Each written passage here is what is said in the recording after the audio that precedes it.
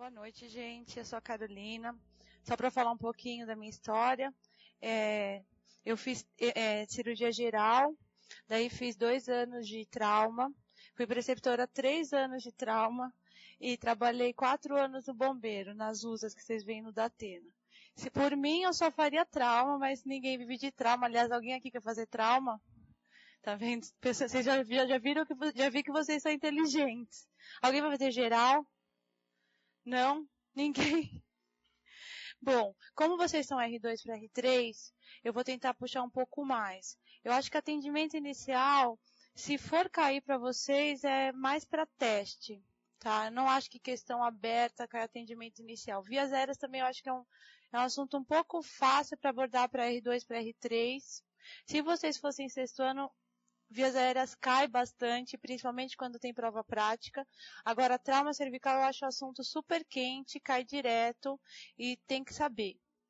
Vocês, que eu aconselho vocês a estudarem fora o material de trauma? Eu acho que aquele pequeno livrinho do Mattox, tem o grande e tem um pequenininho, não sei se vocês têm, é como se fosse um handbook pequeno. É um livro fácil de ler, super resumido, eu acho que vale a pena. E quando vocês estiverem de saco cheio de estar estudando o livro, entre no www.trauma.org. Vocês já entraram nesse site? É um site que sempre tem, assim, casos raros, tem várias figuras, tem bastante gente do Brasil que participa, e eu já vi várias questões serem puxadas de casos raros daí.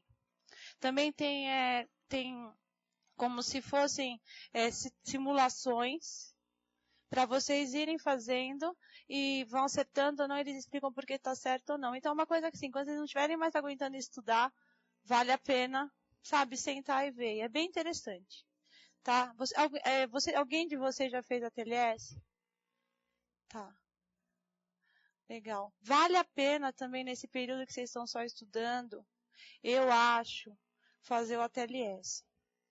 Tá? Eu acho que vale a pena, apesar de ser um pouco caro, é uma coisa que para o currículo de vocês é interessante, mesmo quem não for fazer trauma. Infelizmente, eu ia até convidar vocês a prestar a prova para trabalhar esse ano no bombeiro, mas não vai ter esse ano concurso emergencial. Vocês iam pelo menos se divertir um pouco.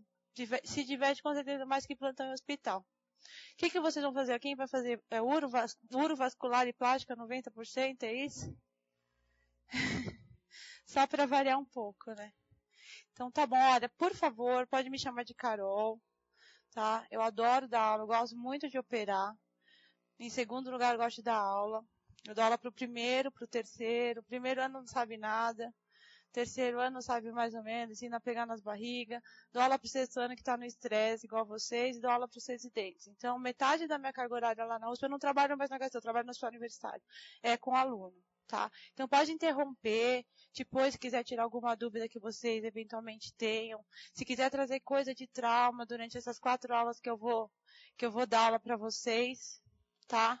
Vocês me tragam, que eu tenho bastante coisa, praticamente eu faço só isso. Quer dizer, não faço só isso, mentira. Eu opero muito mais apendicite e pedra na vesícula que trauma.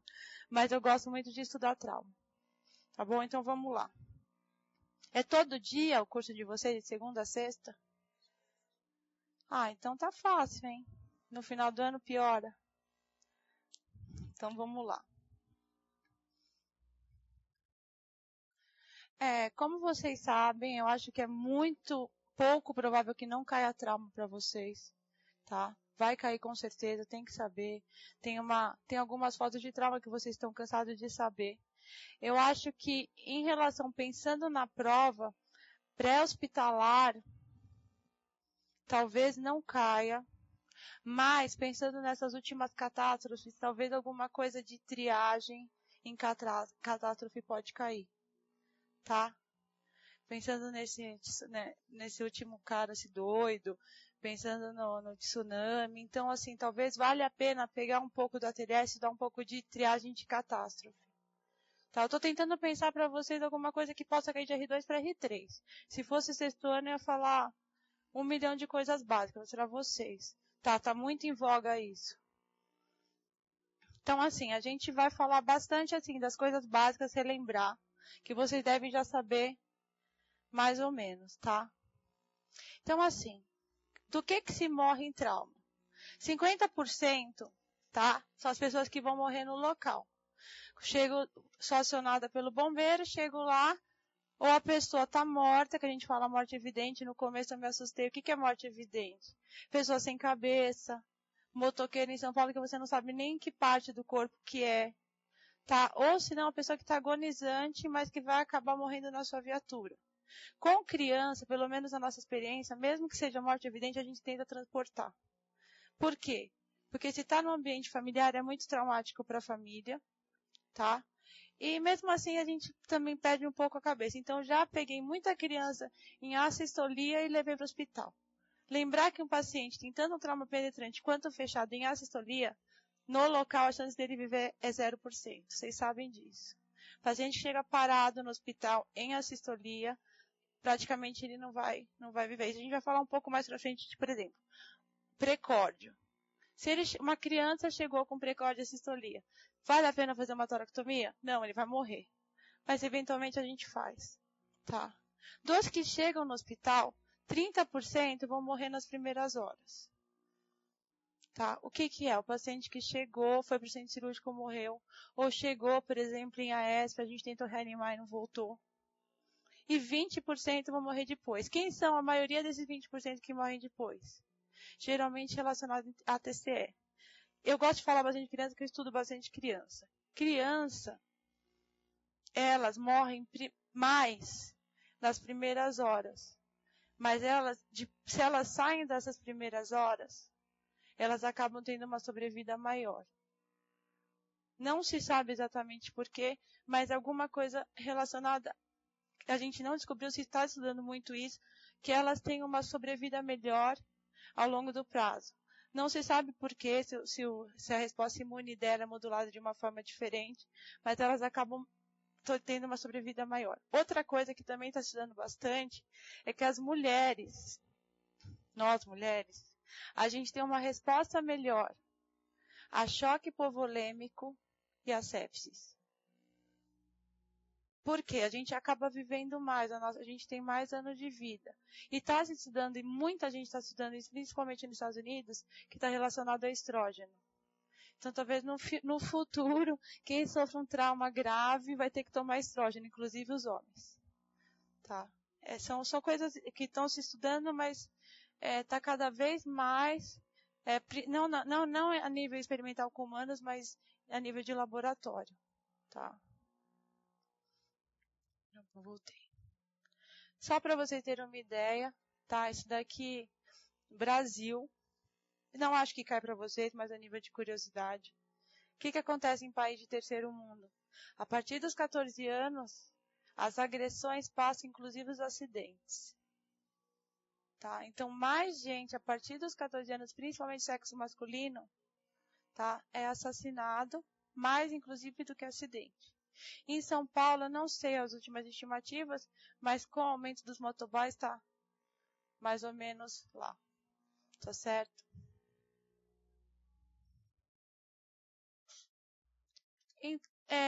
Eu dou essa aula para o primeiro ano, mas só para vocês entenderem por que o A vem antes do B, porque vem antes do C, vem antes do D. Vocês entendem por que isso que é um critério, como se surgiu isso, quem fez a TLS. Então, assim, dava até para explicar para a criancinha do ginásio. Uma célula para viver precisa do quê? De oxigênio, nutrientes. Né? Então, poria uma fotinho de uma célula. O que a célula precisa para viver? Como é que vai chegar esse oxigênio na célula? Primeiro precisa entrar, que é a letra A. É isso. Depois, o que é a letra B? É oxigênio. A partir do momento que ele está no pulmão, ir para o sangue. Letra C, ter sangue. Letra D, o controle de tudo isso. Isso é tão óbvio que, por exemplo, numa cena de triagem, de catástrofe, o que eu vou ver primeiro? Eu não sei se vocês já viram como é que funciona, mas a gente tem uma mochila no bombeiro. Infelizmente, eu já tive que fazer isso algumas vezes. Tem o preto, o vermelho, o amarelo e o verde. O verde é assim. Quem consegue levantar, levanta sem ajudar o amiguinho. Então, esses são os verdes. Consegue levantar sozinho. O amarelo, o que é o amarelo? A primeira coisa que eu vou checar, o que é? É se ele está o quê? Respirando. Segundo critério, perfusão periférica. E terceiro, se ele está consciente ou não. Então, é uma coisa tão básica que a gente pode explicar para a criança, que é como funciona o TLS. Tá certo? Então, sim. Quer ver? Tem até... Para a célula funcionar, ela precisa de oxigênio. Então, se eu tiver que matar alguém, qual que é o melhor jeito de eu matar alguém? Tampando a boca. Em segundo, fazendo um pneumotose. Terceiro, deixando sangrar. Claro que se eu não tiver uma arma na mão, 2 revólver 38, entendeu? Mas é mais ou menos esse mecanismo. Tá? Então, isso é básico, dá para explicar para a criança TLS. É verdade, dá para explicar para a criança TLS. Tá? Então, o que aconteceu? Teve um ortopedista, por incrível que pareça, a gente tem que engolir essa, foi um ortopedista que inventou a TLS. É absurdo, né? O ortopedista não sabe nem o que é choque. Se o paciente está chocado, precisa amputar. Ah, não, preciso fazer... Não, senão é o seguinte, você tem que amputar, ele vai morrer. Eles não lembram mais o que é choque, que é sangue, que precisa de transfusão. E foram eles que inventaram. Foi um ortopedista nos Estados Unidos que sofreu um acidente aéreo. A mulher dele morreu, outro filho dele morreu, outro filho dele teve um pneumotórax, foi aquela bagunça. E ele, a partir disso, falou assim, não, vou dedicar minha vida inteira a atendimento de emergência. E ele criou a TLS. Até há uns 3 anos atrás eu tirei uma foto com ele. Ele não está mais nem entendendo onde ele está. Tem 80 e poucos anos. Mas ele está vivo, tá? Então, o que é o atendimento? É você o quê? Ter uma forma sistematizada de você atender um politrauma. E vocês sabem que vocês deram plantão vários tempos, né? R1, R2, vida de campo, vocês trabalharam em pronto-socorro. Mesmo a gente está dentro do hospital, escola, chega um politraumatizado e fica todo mundo desesperado. Quando é criança, mais ainda. Então, se a perna está sangrando, esguichando, às vezes você até esquece e já vai na perna. Então, assim, para situações na qual você tem um paciente de extremo, é legal, às vezes, você o quê? Saber exatamente a sequência. E quanto mais calmo você tiver para atender um trauma, eu acho que é mais interessante. Vocês gostam de trauma ou não? Todo mundo gosta, por mais que não vá fazer, vai. É bacana, né? Você chega em casa contando, o pessoal não acredita. É interessante. Então, isso que eu falei para vocês, antigamente era totalmente negligenciado, daí foi criado a TLS, em seguida o PH-TLS, que é o que o PH-TLS? É o pré-hospitalar. Eu não acho que vale a pena fazer. Ele é muito parecido com a TLS. E agora vai entrar um curso no Brasil que está tendo nos Estados Unidos, que é Manobras Críticas para Trauma. É um livro muito bacana, mas não para vocês estudarem. Está vendendo já que você tem, como se fosse a TLS, mais manobra de trauma hepático, trauma esplênico, trauma pancreático, manobras cirúrgicas. Para quem gosta, vale a pena. Não está ainda para você poder fazer, mas eu acho que a partir do ano que vem eu vou ser instrutora. É bem legal. E o livro é incrível, é muito bonito, assim. Então, o que a gente falou é prioridades. Primeiro, você vai tratar o que ameaça a vida. Tá certo? Então, a falta de diagnóstico não impede tratamento. O que significa isso? Se cair em teste para vocês, a nível de R3, vai cair assim. Paciente em Glasgow 3, anisocórico, com saída de massa encefálica, trauma, fratura exposta bilateral em pneumotórax. Qual que é a primeira prioridade? Então, a questão vai te induzir a você tratar uma coisa que não é letra A. Então, o que você vai fazer? Igual um retardado. Primeira linha, assim, intubar, daí você põe do lado, A. Reduzir a fratura, C. Fazer tomografia D. Você não lê as questões, você escreve o que cada item é e vai na A. Por mais simples que ela seja em relação às outras que devem ser 2 linhas de resposta, entendeu? Então, se vocês errarem, vai ser isso. Você lê a questão, é um politrauma que tem várias coisas em várias letras, e vai ser a resposta mais imbecil vai ser a A, e você vai pôr A independentemente das outras. Tá? É isso que vai cair para vocês, atendimento inicial. Com certeza. Vocês já devem ter visto milhares de questões desse tipo. Vem um enunciado desse tamanho, fala como ele estava no local, quem trouxe, quantos itens, etc. E a resposta vai ser você colocar a letra A. Isso é batata. Tá bom? Então, só para a gente relembrar, acho que ABCD vocês sabem, né? Todo mundo sabe com certeza. Tá? A gente vai falar agora um pouco das pegadinhas de cada letra. Tá? Que às vezes vocês esquecem. Tá certo? O que eu mais gosto do ABCD, eu gosto mais da letra C. Letra D eu não gosto. Letra B, às vezes. Letra A também não gosto. Acho muito besta. Tá bom? Lembrar que A, vias aéreas. B, respiração. C, circulação. D, TCE. Tá certo? E E, a exposição. Tá? Isso daqui, gente, é um negócio para vocês anotarem. O mais importante, nem se preocupar em ler. Juro. Tá? Letra A. O que a gente vai ver? Vias aéreas. Lembrar o quê? Que oxigenar o paciente é na letra A. Não sei por que vocês põem na letra B. Juro. Isso é uma coisa que eu vejo direto também. Não é só sexto ano, não. Vocês também.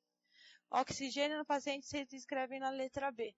Pode ser, eventualmente, que uma questão muito fácil caia como aberta. Um caso grande que fala qual é a prioridade de atendimento. Às vezes cai mais para sexto ano, mas às vezes cai para vocês. Então, letra A, o que a gente faz na letra A? Primeira coisa, oxigênio. Eu não sei por que vocês põem na letra B. Não, é na A. Tá? Oxigenar o paciente com máscara. Mesmo se for um trauma muito idiota. Tá bom? Então, o que a gente vai falar? O paciente está falando? Então, ele não está inconsciente. Então, se ele está falando e não tem nenhuma alteração na voz, letra A princípio está ok. Independentemente disso, você vai ter que olhar dentro da boca dele. Que pode ter dente, resto alimentar. Tá? Lembrar o que? Não é para tirar o colar nessa fase. Em hipótese alguma. Daí a gente vai fazendo uma avaliação secundária. Claro que quando a gente está lá no plantão sexta-noite, vem chegando SAMU, bombeiro, bêbado, a gente às vezes dá uma tigrada. Mas claro que isso daí não é nível de prova. Pelo amor de Deus. Tá? Quantas vezes eu já... Da mesma forma que chegou com colar, já saiu andando para... Já fiz isso 1000 vezes. Todo mundo faz. A gente vive no Brasil. Vocês sabem como que é. Às vezes chega a 10 de uma vez. Fora aí você tem interno para ensinar, seu chefe, entendeu? Cirurgia. Mas assim, em nível de prova, o colar você deixa. Tá? Lembrar o quê? Se for para aspirar o paciente, é sonda rígida. Tá? Que não tem nenhum pronto-socorro. A gente aspira com aquelas aspirador de cânula. Não é sonda rígida. No bombeiro, na rua, a gente nem aspira. Se for para, assim, a gente abre a boca e limpa com uma compressa via aérea. Tá? Porque aquele aspirador não adianta. Vocês sabem entubar com certeza, né? Não vai dar plantão fora sem entubar, porque senão, só se tiver máscara laríngea. Letra B. Você só vai passar para a letra A, você só vai passar da letra A para a letra B de duas formas. Ou o paciente está falando, não tem nada na letra A, ou você já entubou. Tá? Se for uma questão dissertativa, você só vai passar para a letra B se você resolveu a letra A. Ou seja, ou o paciente está entubado, ou ele está falando. Tá? E se ele entubou, você entubou o paciente e ele está saturando mal? Ele tem um pneumotórax? Tem um hemotórax? Não, você tem que fazer o quê? Checar a intubação. Outra coisa que pode cair é a intubação seletiva em raio-x. Tá? Vê isso, que é tão óbvio que a gente esquece. Se cair um raio-x, paciente... Vamos supor que o cara até tem um pneumo, tem um hemotórax, tem um velamento. Mas você tem que ver se não está entubado certo. Tá? Estou pensando em todas as pegadinhas do mundo, das 1001 situações que eu já vi em prova. Tá bom? Letra C. Você só vai passar para a letra C se o paciente seu estiver ventilando bem. Prática minha. Mesmo que o cara esteja muito chocado, se ele já teve um pneumo drenado, se ele já teve hemotórax drenado, se ele está entubado, vai ser muito difícil ele estar saturando abaixo de 90. Então, se o cara não está saturando abaixo de 90, alguma coisa tem errado. Ou está entubado seletivo, ou você comeu bola na letra B. E pneumotórax mata. Tá? Pneumotórax levanta assim. Pacientes para mim que assim estavam mortos e levantaram do caixão foi quando você entubou um pneumotórax e pneumotórax. Acorda na hora, é coisa que interna, acho que a gente tá brincando, né? Você drena um pneumotórax, sai no monitor, você fala, não acredito. Melhora tudo, melhora a pressão, melhora pulso, então sempre checar isso. Tá bom? Letra C, avaliação primária. O que vocês esquecem? Também que me infarta. Vocês esquecem de o quê? C de sonda com C. Põe sonda com C. Sonda na avaliação primária da letra C. Ou seja, você vai o quê? Sondagem vesical, tá? Sondagem vesical. Sondagem orogástrica, se necessário. Então, significa o quê? Que você vai ter que fazer o toque retal na letra C do primário. Se vocês puserem numa questão escrita que vocês fizeram toque na secundária, vocês erraram a questão. Porque para você sondar um paciente vesical, você antes tem que tocar, não é isso? Se tiver espícula óssea, sangramento, você vai esperar ele fazer xixi espontâneo para ver se não tem uma lesão de bacia. Isso vocês esquecem direto, gente. Faz um resumo para a véspera da prova. Tá? Então, o C de som da avaliação primária só vai passar para a letra D depois que você já tiver sondado, tiver tocado, tiver entubado, tiver checado a intubação. Beleza? Letra D. A letra D é a mais chata, né? Pra gente que é cirurgião, vai depender do neurocirurgião, daí você já viu que é aquela beleza. Né? Letra D, a gente só vai falar o seguinte, vê o Glasgow e se tá ISO e foto. Não vai saber déficit motor, déficit sensitivo, se a pessoa tem problema psiquiátrico, nada disso. Tá? Não interessa pra gente se ele tem déficit motor sensitivo nessa hora, porque ele já tá de colar mesmo, você não vai tirar o colar, não importa. Se ele tá com pupilas ISO, foto, ou o Glasgow. O Glasgow é uma coisa que vocês têm certeza que vocês sabem. Só que também tem que dar uma de, sabe? Gente, pelo amor de Deus, é sério, vocês erram Glasgow, eu não tô brincando, vocês erram. Porque vocês, assim, tem uns Glasgow na nossa cabeça que a gente sempre sabe, tipo 14, 13, 7, 8 e 3. Entre esse meio tempo, vocês erram. E às vezes conta um ponto de 10. Tá? Então, assim, 6, resposta motora, tem que calcular direitinho, tá? Escreve assim, ocular 4, motora 6, verbal 5, e vai pondo o xizinho e conta e confere 1, 2, 3, 4, 5, 6, Glasgow 6. Geralmente não vai cair Glasgow 8 ou 7, vai cair o quê? Glasgow 6, Glasgow 4, Glasgow 11, tá? Então, assim, não dá para errar isso, às vezes vocês erram. Assim, vocês sabem que porque vocês estão prestando, a diferença é muito mínima, tá? Então, atenção nisso. Outra questão que cai. Paciente chegou após acidente de moto, com inconsciente, se entubou, pneumotórax se drenou, com FAST positivo e um TCE com anisocoria, conduta. Esquece a tomografia, lá parou. Tá bom? Vocês não pode errar isso também. É a mesma coisa que eu falei do teste que vai fazer a tendência de vocês errarem. Vocês têm que o quê?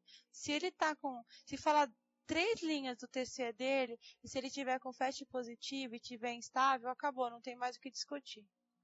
Tá bom? Isso é importante. Lembrar que em alguns lugares também não vai ter FAST e vocês vão ter que descrever LPD. A gente vai falar mais pra frente, mas também tem que saber, tá? Na avaliação primária, o E despira o paciente e controle da hipotermia. Controle da hipotermia é uma coisa que a gente acha que é besteira, que é só injeção de linguiça, mas é super importante. A gente vai falar disso talvez na aula de choque, vou lembrar de por isso que é importante, que a gente tem a tríade letal do trauma. Vocês já ouviram falar de tríade letal do trauma? O que é isso? Hipotermia, acidose e coagulopatia. Então, o paciente perdeu sangue, ele vai ter uma acidose metabólica. Provavelmente ele não vai estar ventilando bem, vai ter uma acidose respiratória. Então, ele vai ter uma acidose mista. Talvez pode até, eventualmente, cair uma gasa. Tá? Ele está com hipotermia, porque o metabolismo dele caiu a 0 e provavelmente ele ficou exposto. E a coagulopatia, o que é 50% do TP ou do TPA, mas na verdade você vai ver. Só que tanto a acidose, se você não tiver um STAT na sala, e a coagulopatia, você vai ver no centro cirúrgico. Então, qual que é o primeiro valor que você tem de quanto ele é grave? Se ele chegar com a temperatura de 32, ele é muito grave. Então, a gente esquece de medir a temperatura na avaliação inicial, mas é importante. Nos Estados Unidos, eles fazem isso direto. Nos Estados Unidos, na verdade, eles têm estágio, igual no IAR, né? Daí chega a enfermeira e fala, gato, pH de 6,9, lá que... Isso a gente não tem aqui. Mas, na teoria, você deveria fazer isso já no paciente inicial. Porque quais são o maior critério que você tem de gravidade no trauma? Na verdade, não é hipotermia, é o base excess. Todos trabalham base excess. Mas se você tiver um paciente com 37, 35 e 32 graus Celsius, 32 é muito grave. Tá? Então, tem que o quê? Aquecer o paciente. No primeiro momento, não deixar exposto, a gente deixa direto o pessoal pelado na sala de emergência. É verdade, vocês sabem disso. Tá? Mas assim, põe cobertor, 2, 3, 4, mesmo que tiver super calor. Tá? É a primeira medida que você vai o quê? Fazer na sua sala de emergência para prevenir a tríade letal do trauma. Em centro cirúrgico a gente pode fazer o quê? Só soro aquecido para trauma. Só soro aquecido. Pode fazer lavagem gástrica com soro aquecido, tá? Compressa, já tá fria, tira e troca. Tá? Isso é muito importante. Radiografia, avaliação primária ou secundária, raio-x de bacia e de pelve. Pergunta. Isso é uma coisa que vocês erram. Vamos supor que ele tem um FAST negativo, uma LPD negativa na letra C. Então, estou inferindo que ele não está sangrando.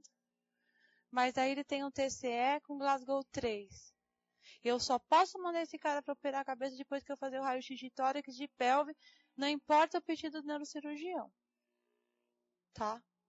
Então, radiografia de tórax e de pelve está dentro da avaliação primária. Eu só posso passar para a letra D depois que eu sei que ele não tem uma fratura de bacia e que eu tenho certeza que ele não tem o quê? O pneumo hemotórax. Mas daí você vai me falar assim, então eu vou pedir uma radiografia na letra B de tórax? Se ele não tiver todos os sinais de sintomas do pneumo hipertensivo. E isso na teoria é uma coisa, mas na prática é muito diferente. Tá? Você fala assim, tô auscultando, murmúrio abolido. Não é assim que funciona. Vocês sabem que não é assim. Às vezes você ausculta e fala, poxa, será que tá abolido? Será que não tá? Percute aquela... Na rua esquece. Na rua você não consegue fazer.